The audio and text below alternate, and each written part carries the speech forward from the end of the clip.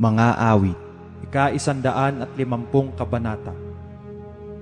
Purihin ninyo ang Panginoon.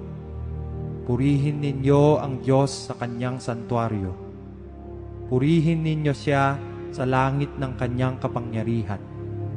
Purihin ninyo siya dahil sa kanyang mga makapangyarihang gawa. Purihin ninyo siya ayon sa kanyang marilag na kadakilaan. Purihin ninyo siya ng tunog ng pakakak. Purihin ninyo siya ng salteryo at alpa. Purihin ninyo siya ng pandereta at sayaw.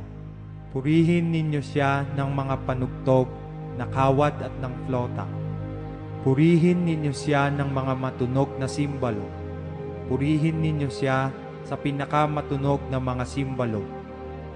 Purihin ng bawat bagay na may hininga ang Panginoon. Purihin ninyo ang Panginoon.